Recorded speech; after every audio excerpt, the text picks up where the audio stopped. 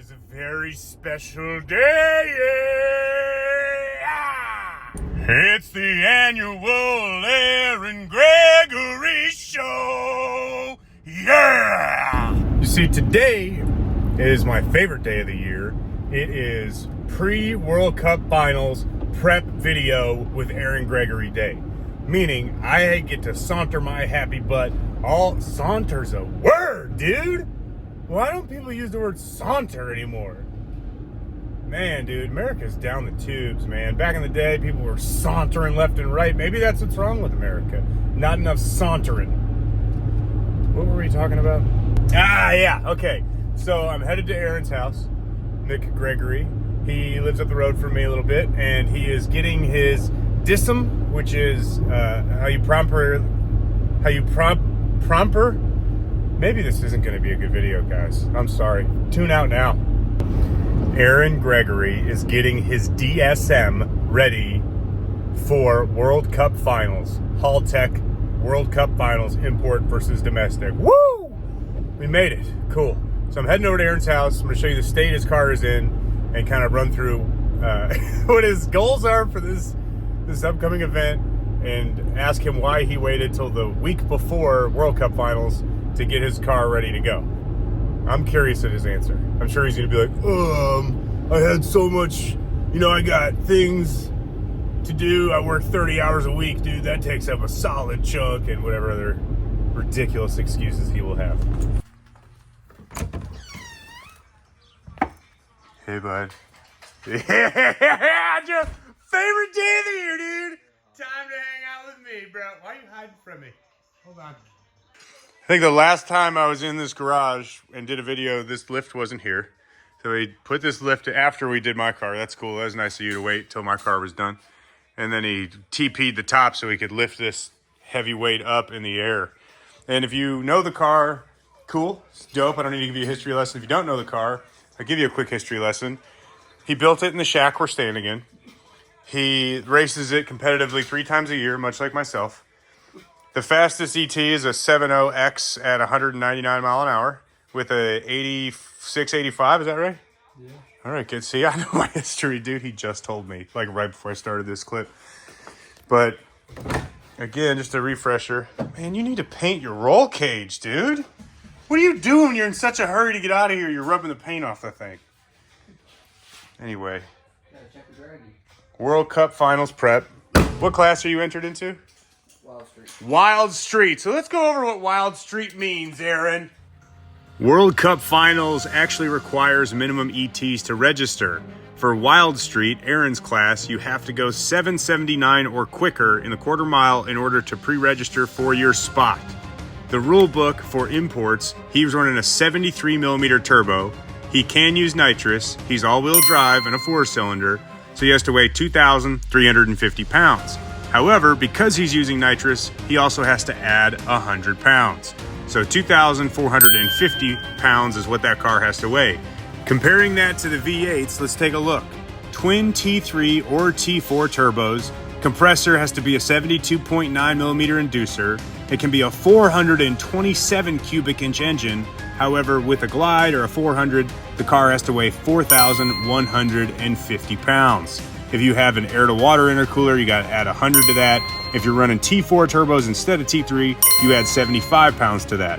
So a twin T4 turbocharged 427 cubic inch domestic car has to weigh 4,300 pounds because they just beat up the imports so bad. They just destroy the imports every year, just like Aaron, just year after year after year after year.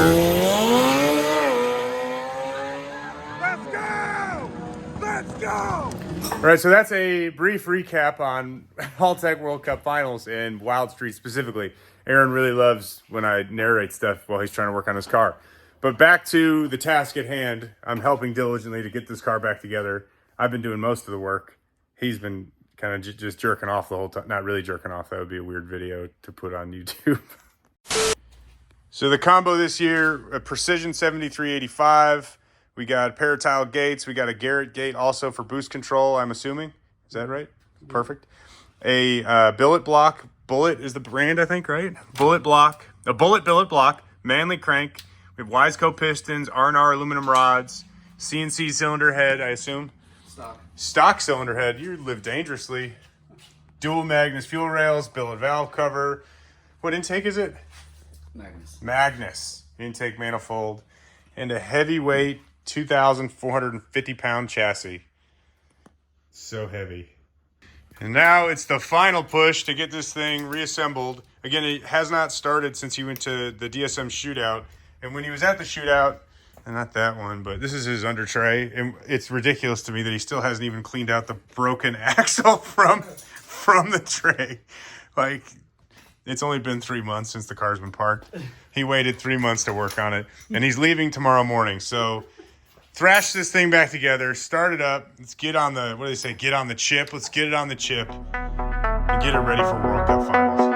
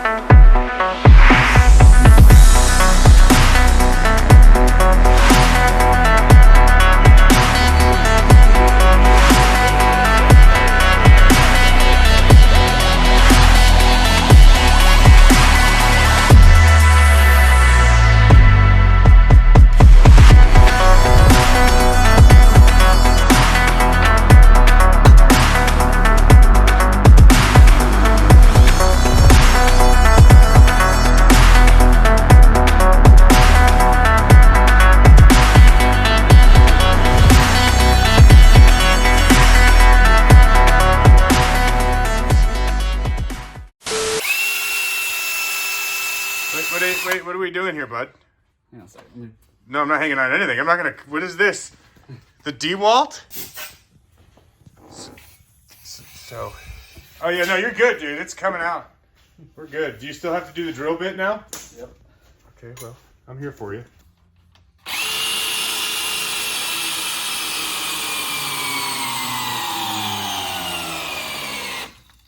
The DeWalt's done. So a little clarification on that. So the DeWalt is used to spin his mechanical fuel pump to prime the system. Since he only races the car twice a year, it sits for months and months at a time, and there's no fuel in the system. It just drains back or evaporates into magic land. So when he uses the DeWalt only, it didn't have enough juice to prime the system. So then he just forced pressure into the fuel system through the vent hose to push fuel to the DeWalt's location, and then he killed the DeWalt. So there you go. The fuel system's primed though, so it did its job before it died. Quick look under the skirt of this old girl, kind of give you an idea of how basic it really is, because it truly is basic. We have a stock transfer case output right here, it looks like, but it's a billet transfer case, right? So billet case itself. Stock block, it's just made of billet. And then carbon fiber drive shaft to this rear cradle that Aaron made himself. Sway bar intact, pretty sick. And this is a factory stock 3000 GT rear differential. So stock rear diff, chromoly rear subframe, carbon drive shaft, billet block, billet transfer case. And what looks like it needs a little bit of... You want me to paint the underside of this? Dude, I wish you would. Okay. Any color I want? Yeah. You guys heard that, right? Now, reminder, he broke an axle at the DSM shootout. Let's take a look. It's never broken a front axle. Also, have you ever seen a front axle break that clean? Little up close and personal look at that broken axle. I mean, that's crazy. I've never seen an axle break that cleanly before. And the only difference this setup versus last setup is a quaif differential in the front diff. And before it was on a factory differential, or factory diff, not a quaif locker or LSD.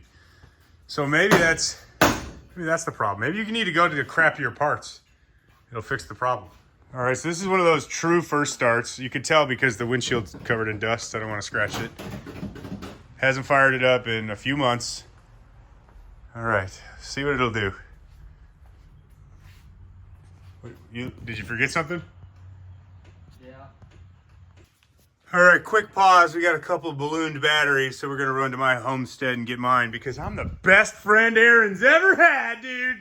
Saving the day. It's okay, dude. I'm used to saving the day. I'm a savior. Yeah, we can't go. All right, so day saved by Logan, hopefully. It's my battery. That's my battery right there. So if you win World Cup, we all know the reason is me. And I just went to pull. Here, you take that one out of the way. So we have to pull the batteries out. This is the one that looks a little juicy.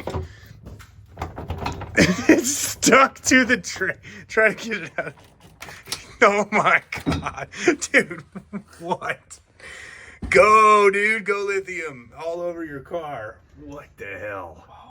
All right. So now this is the true first fire test.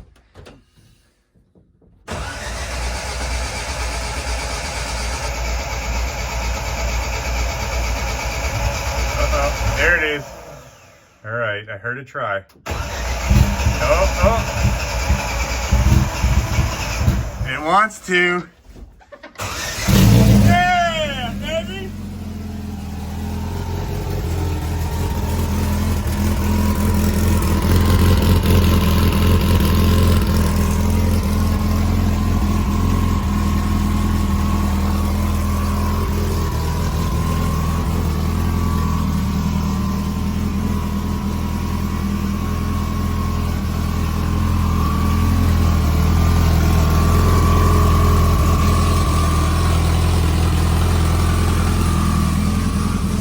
Always forget that car ran on ethanol forever, and we would tune it on ethanol at Dynasty, and now it's on methanol, and I always forget it's on methanol until I breathe it in and it burns my whole face.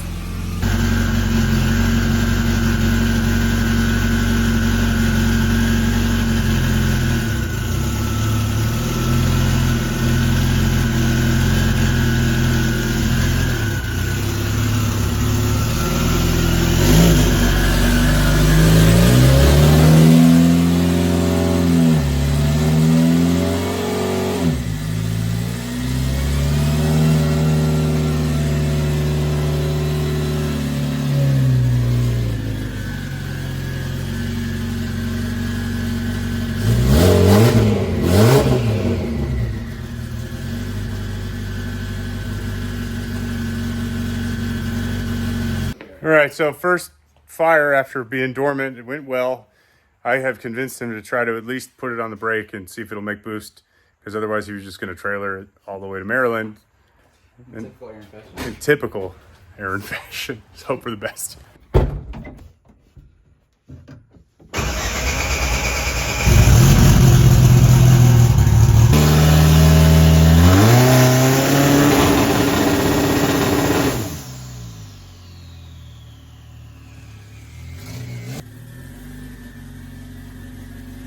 Works. Yeah. And the last project before World Cup. Don't get it twisted. I did help for like 5 minutes. He's you race a lot of all-wheel drive Hondas nowadays. And we're just, if you can't beat them, join them. But you're probably gonna beat them too. Right? Yes. Oh, fighting words from Aaron Gregory. Probably tough to see, but you can see there was a lot of dead space in the rear bumper, and the car is fair. Hello. The car doesn't have a lot of places air can get trapped that we could easily fix. So that's a resolution to where some dead air needs to get exited. So there you go. Couple coats of the old spray paint jobber. Bolted up and roll. Mass Fab. Shout out Chris Maston, Mass Fab on those. Let's go. And there she is. The old air diverters. I don't know what the proper name for those are, but there was a ton of dead space, and now there's a little bit of a blowhole situation. There's a blowhole situation. That's all I have for today. The DSM is ready to get fired up, loaded in the trailer. He's heading to World Cup tomorrow morning. I will be there Thursday. Rye will be there as well. We will be covering the race day by day. Make sure you guys tune in, set your calendars, set a reminder, an alarm, whatever works. See you later. This has been a presentation of the once-a-year annual Aaron Gregory Show, We're sorry it was so terrible. Blame Aaron.